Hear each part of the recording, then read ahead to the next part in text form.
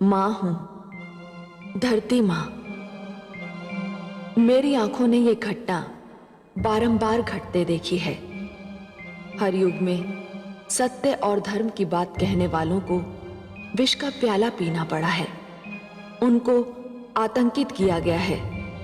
उनके विरोधियों ने उनका मुंह बंद करने का प्रयास किया है।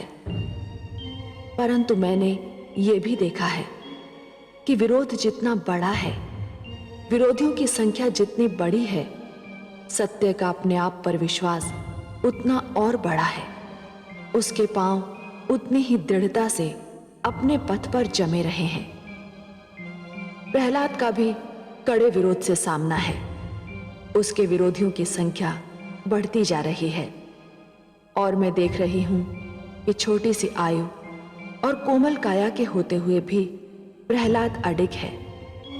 उसका सत्य और श्री विष्णु पर विश्वास बढ़ता जा रहा है और इसीलिए ये जानते हुए भी कि प्रहलाद की राह में बहुत कठिनाइयां हैं, इस कथा में मेरी रुचि बढ़ती ही जा रही है।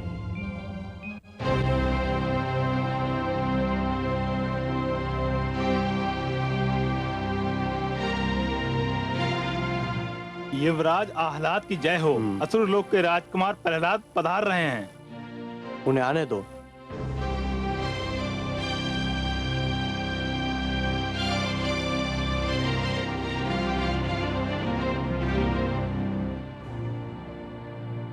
भ्राताश्री,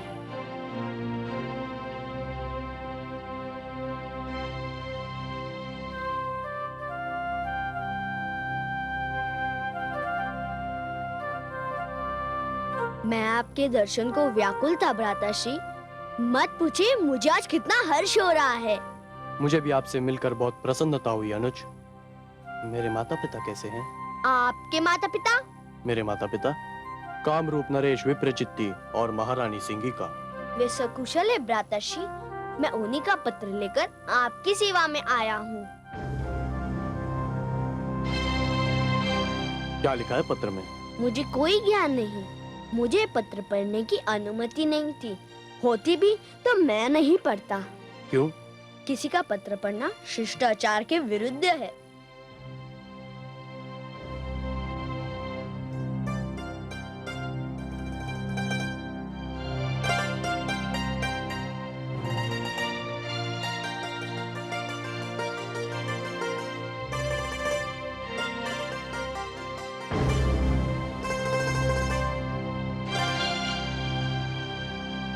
तो तुम विष्णु के महान भक्त हो? क्या ये भुआशी ने पत्र में लिखा है? हाँ, और मुझे आदेश दिया है कि तुम्हें हमारे राज्य के प्रसिद्ध विष्णु मंदिर का दर्शन कराया जाए। विष्णु का मंदिर? और आपके राज्य में? क्या आपके राज्य में भी विष्णु के भक्त है? पहले थे, अब नहीं रहे। बस उनका बनाया हुआ मंदिर रह गया है जिसमें तुम्हारे विष्णु की विशाल मूर्ति रखी हुई है। अच्छा? हाँ अनुज, आज तुम विश्राम करो। कल मैं तुम्हें उस मंदिर में भिजवा दूंगा। मेरे विष्णु का मंदिर और उसमें रखी उनकी मूर्ति की बात सुनकर मैं व्याकुल हो उठा हूँ भ्राताश्री। मुझसे विलंबना सा आ जाएगा। आप मुझे इसी क्षण वहां ले चलिए। तुम्हारी यही इच्छा है तो यही सही। द्वारपाल,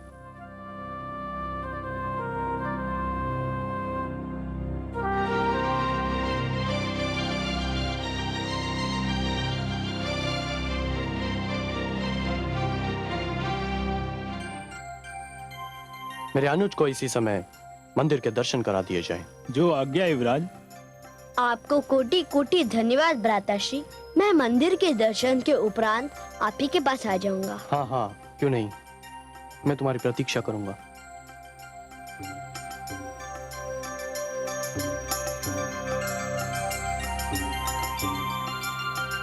हे विष्णु, हे जनार्दन, हे जगदीश्वर, हे लक्ष्मीपति, अब मेरा तुम्हारे अतिरिक्त और कोई नहीं। सबने मुझ दुखियारी से मुंह मोड़ लिया है। मन की व्यथा तुमसे ना कहूं तो किससे कहूं? मुझे तुम पर विश्वास है। तुम ही मेरे ईश्वर हो। मेरे पुत्र की रक्षा करो प्रभु, उसके विश्वास की रक्षा करो। एक दुखियारी माँ की पुकार सुन लो प्रभु, पुकार सुन लो। ओम नमो भगवते वासुदेवाय। ओम नमो भगवते वासुदेवाय। ओम नमो भगवते वासुदेवाय। ओम नमो भगवते वासुदेवाय। ओम नमो भगवते वासुदेवाय। हे विश्वेश्वर, आपने सृष्टि में अनेक सुंदर भावनाओं को जन्म दिया है, बहुत से सुंदर नाते बनाए हैं, पर ये ममता की भावना, माता पुत्र का ये नाता पहले ही इतना सुंदर बनाया है कि इसके आगे हर सुंदरता फीकी पड़ जाती है। कवि की कविता इसे शब्दों में बांध नहीं सकती, चित्रकार की कला इसे रंगों में अंकित नहीं कर सकती, कोई शिल्पकार इसे मूर्ति में ढाल नहीं सकता। ममता का क्षेत्र तो आपका है महादेवी, वो आपका वरदान है। ममता के समक्ष संसार तो क्या, स्वयं मैं भी शीश नवा देता हूं।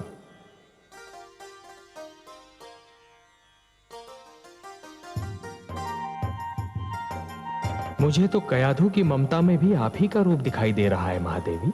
ओम नमो भगवते वासुदेवाय।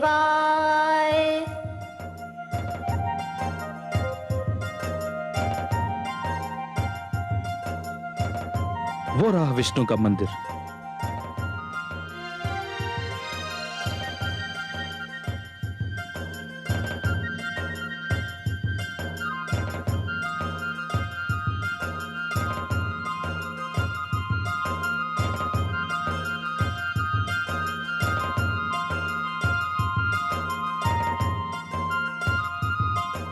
यही वो मंदिर है राजकुमार, जिसके अंदर विष्णु की मूर्ति है। आप भीतर जाइए और जब तक मन करे उसके दर्शन और पूजा कीजिए। तुम्हारा बहुत बहुत धन्यवाद। तुमने मुझे यहाँ तक पहुँचाने का जो कष्ट किया, उसके लिए मैं तुम्हारा भी आभारी हूँ।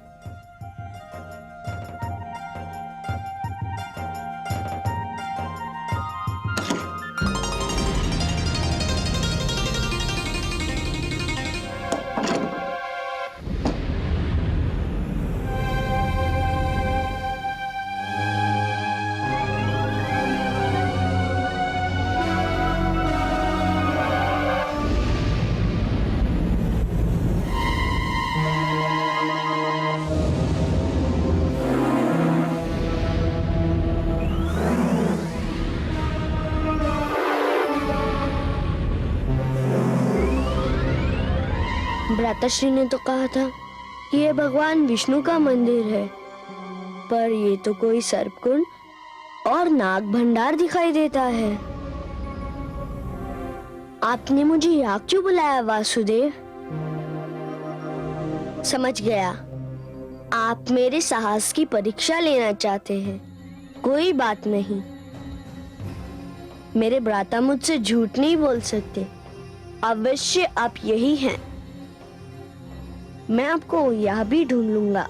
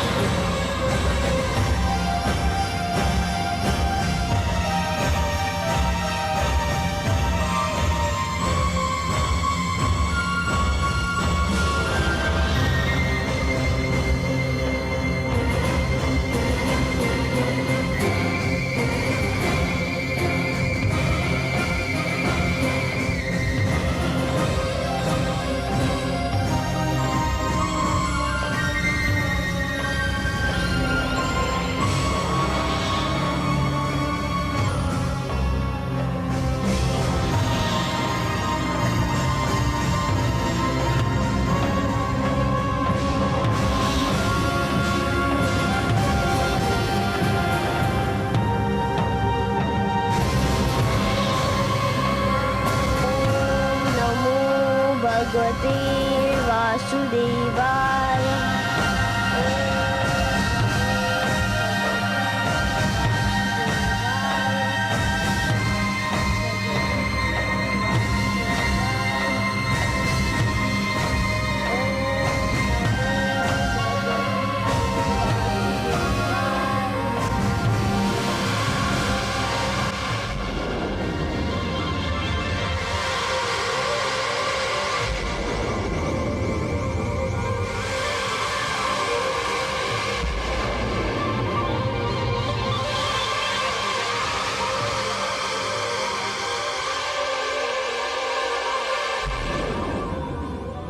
तीन लोक 14 भुवन, चाहे बैरी हो, जाको राखे साइया, मार सके ना कोई। जाको राखे साइया, मार सके ना कोई।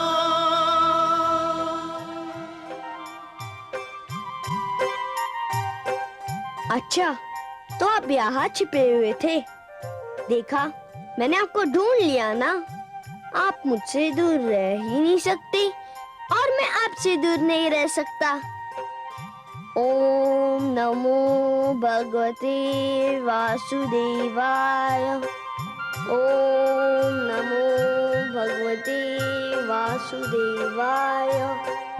ओम नमो भगवते वासुदेवाय। ओम नमो भगवते वासुदेवाय।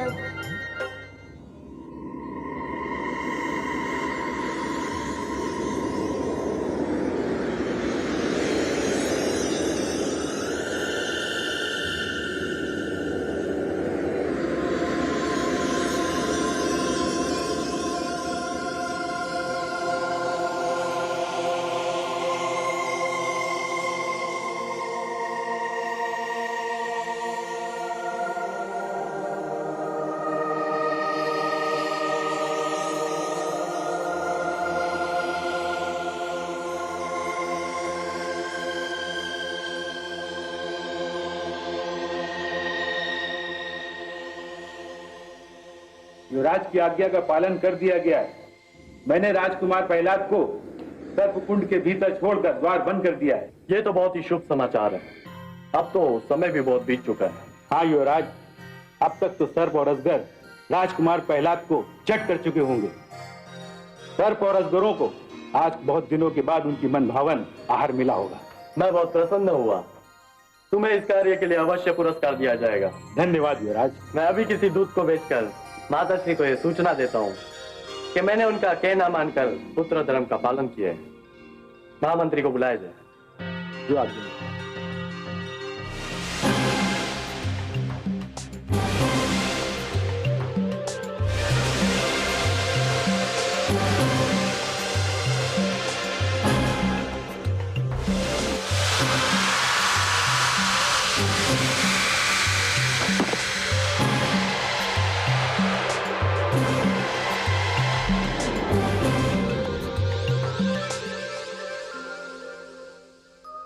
महादेवी, देखा आपने महादेवी, देखा विधि का न्याय।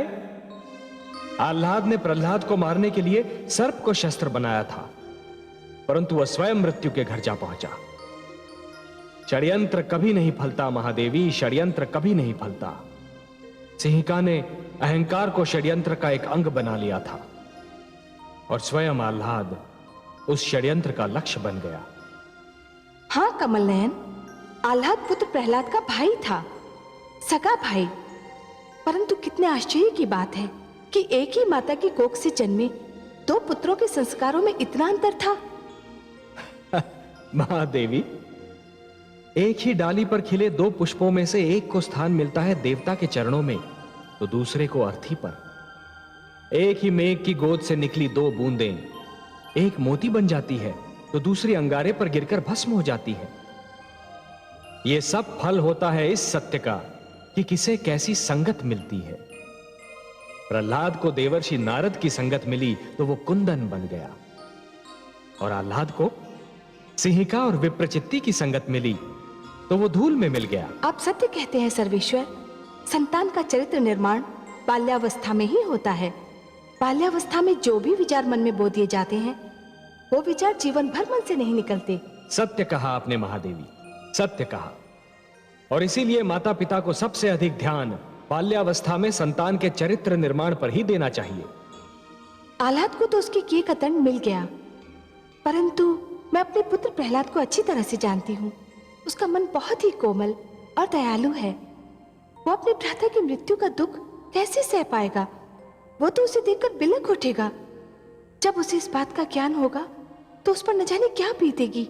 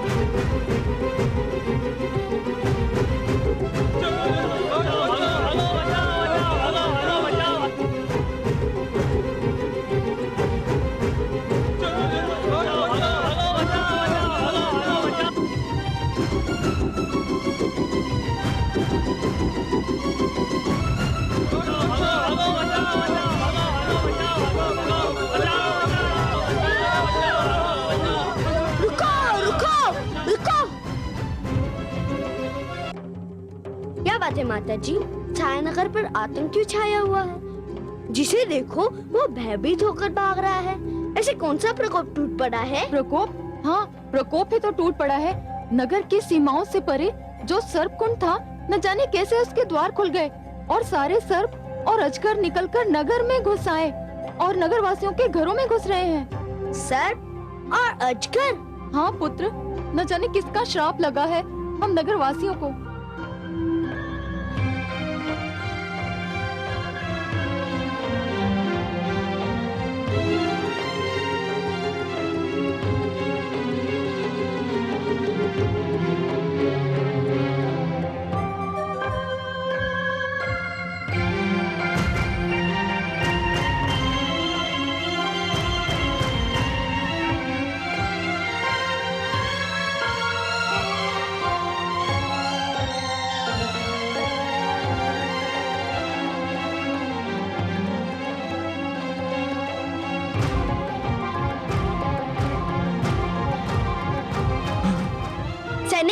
जी जी राजकुमार। क्या बात है? सब कुशल तो है ना? कुशल कहाँ है राजकुमार? हमारे युवराज को तो नाग ने डस लिया है। क्या? हाँ, राजवैद्य और मंत्रियों को सूचित करके आया हूँ। अब तक तो विष अपना कार्य कर चुका होगा। नहीं नहीं नहीं, ये नहीं हो सकता। नहीं।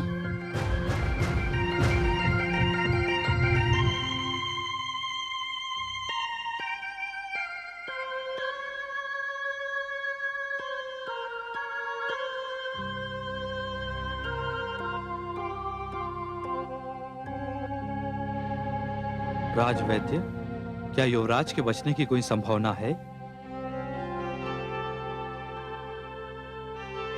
नहीं महामंत्री, विष सारे शरीर में फैल चुका है।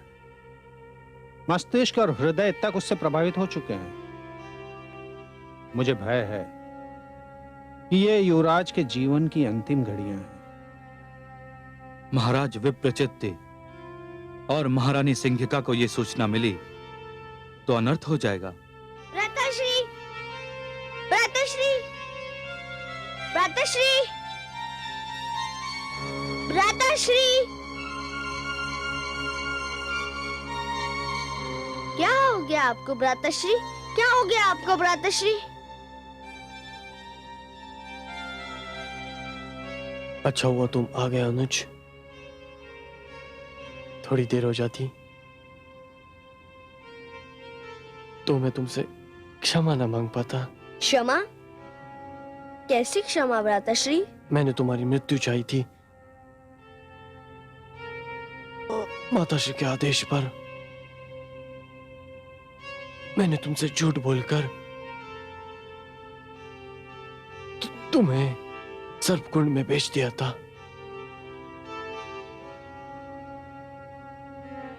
वे विषैले सांप तुम्हारा कुछ बिगाड़ ना सके,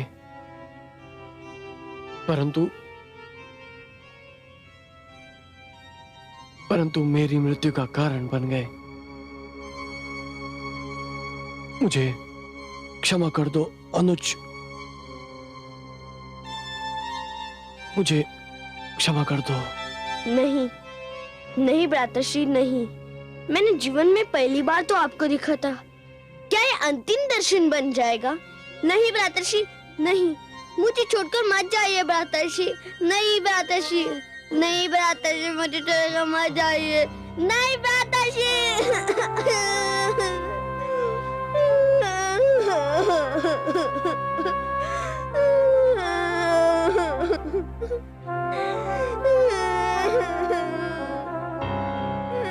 युवराज की जीवन लीला समाप्त हो गई। अब कुछ नहीं हो सकता।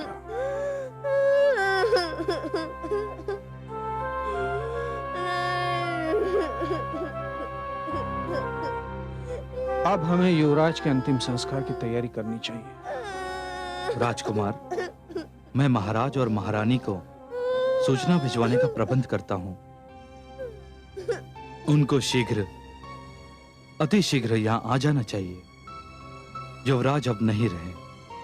यदि वे दोनों शीघ्र न लौटे तो कामरूप में अराजकता और अशांति फैल सकती है। आप युवराज के शव के पास ही ठहरे, मैं अभी आता हूं। चलिए।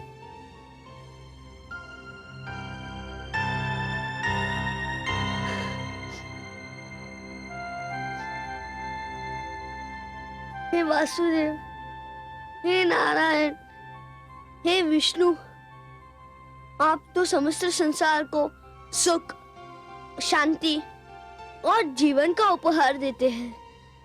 क्या कहेगा संसार कि विष्णु का भक्त कामरूप में दुख, अशांति और मृत्यु का संदेश लेकर आया था? क्या कहेगा संसार कि प्रहलाद अपने भ्राता के लिए मृत्यु का उपहार लेकर आया था? ये सारा दोष तो मुझ पर आ जाएगा। मैं इस कलंक को लेकर जी नहीं पाऊंगा। हे जनार्दन, हे विश्वेश्वर, आपने सदैव मेरी विनती की लाज रखी। मैं आपसे विनती करता हूँ, मेरी सहायता कीजिए।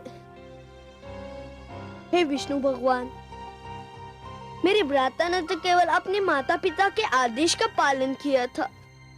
उन्हें दंड मत दो भगवान, उन्हें दंड मत दो। मेरी विनती सुन लो भगवान, उन्हें दंड मत दो।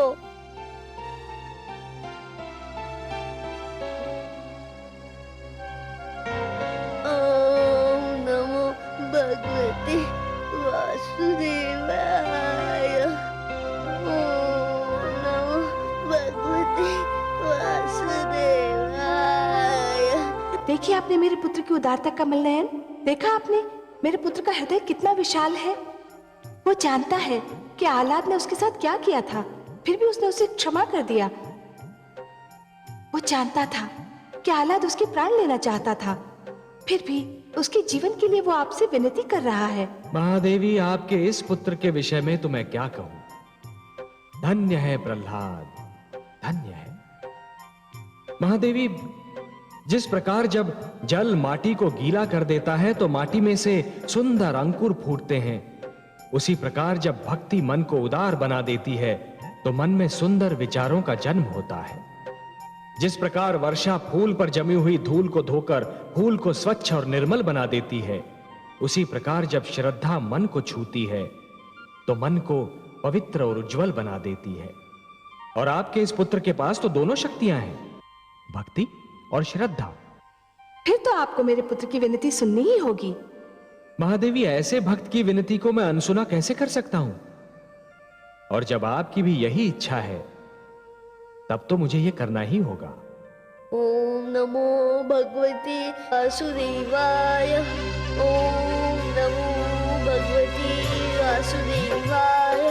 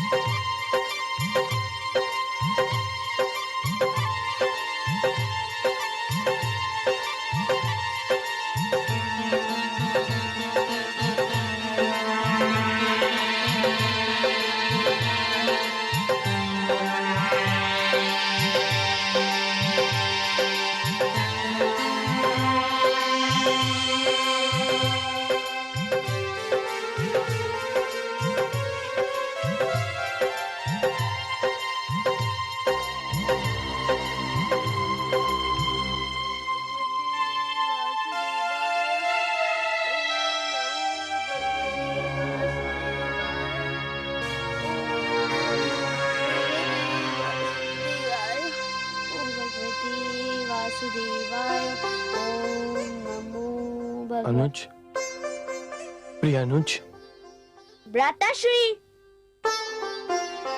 ये तो चमत्कार हो गया।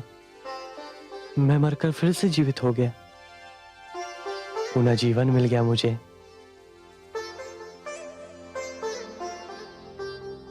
ये सब तुमने किया अनुज, तुमने। नहीं भ्राताश्री, ये तो मेरे विष्णु ने किया है। ये सब तो केवल वही कर सकते हैं भ्राताश्री। मैंने तो पुत्र प्रहलाद को पत्र में स्पष्ट रूप से लिख दिया था कि प्रहलाद की मृत्यु होते ही तुरंत सूचना भेज दे। मुझे चिंता हो रही है, अभी तक कोई सूचना क्यों नहीं आई? युवराज आह्लाद बहुत बुद्धिमान और समझदार हैं। हो सकता है किसी कारण से प्रहलाद को सर्पकुंड भेजने में विलंब हो गया हो। इसमें चिंता करने की क्या आवश्यकता है? विलंब? इतना विलंब? क्या राजकुमार आह्लाद को यह ज्ञात नहीं कि हम पर एक एक पल भारी पड़ रहा है?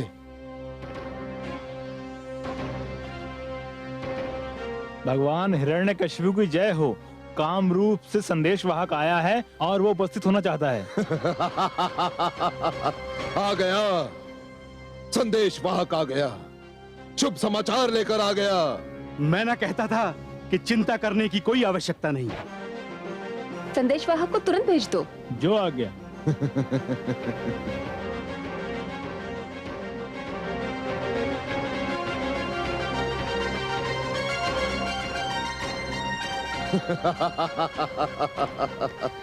क्या समाचार लाए हो संदेशवाहक? बहुत दुखद समाचार है महारानी। समाचार सुखद है या दुखद, इसका निर्णय हम करेंगे। तुम समाचार सुनाओ। सारा कामरूप शोक सागर में डूबा हुआ है। दुष्ट, व्यर्थ की बातें न कर, समाचार सुना। संदेश यह है कि युवराज क्या हुआ मेरे पुत्र आह्लाद को? महारानी, नाग के डसने से युवराज आह्लाद की मृत्यु हो गई है। क्या? हे भगवान, पुत्र आह्लाद। असंभव! दुष्ट, ठीक से नाम ले रहा है कि नहीं? मृत्यु आह्लाद की नहीं, प्रहलाद की हुई होगी। नहीं महाराज, मुझ में इतना साहस कहाँ कि मैं आपको झूठा समाचार दे सकूं।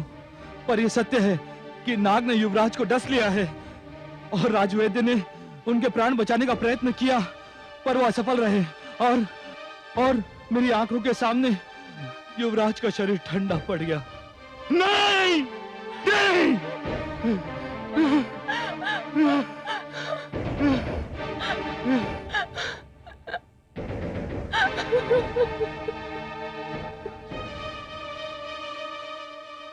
और प्रहलाद, उस दुष्ट का क्या हुआ? वो तो जीवित हैं। मैंने उन्हें अपनी आंखों से सर्पकुंड से जीवित लौटते देखा था। उल्टा हो गया, सब कुछ उल्टा हो गया। अनर्थ हो गया भ्राताश्री, अनर्थ हो गया। मैं अपना पुत्र कहाँ से लाऊंगी भ्राताश्री, कहाँ से लाऊंगी?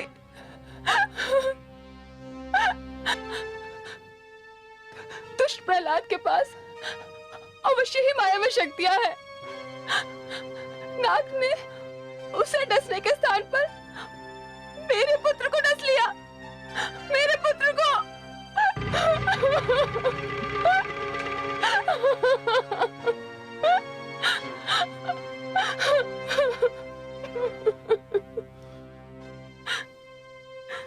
मेरा पुत्र आह्लाद। मुझे दुख है कामरूप नरेश कि मेरे पुत्र प्रहलाद ने आपके पुत्र को मार डाला। मुझे दुख है।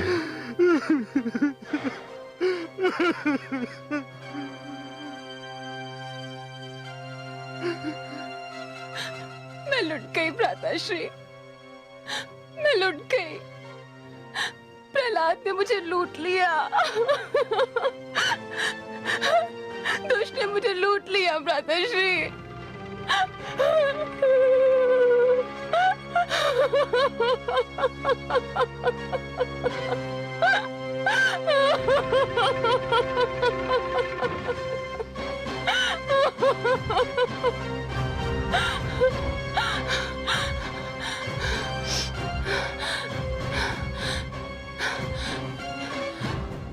देव के वरदान की सौगंध, जब तक मैं उस दुष्ट प्रहलाद को जलाकर भस्म न कर दूंगी, मुझे चैन नहीं मिलेगा, नहीं मिलेगा मुझे चैन।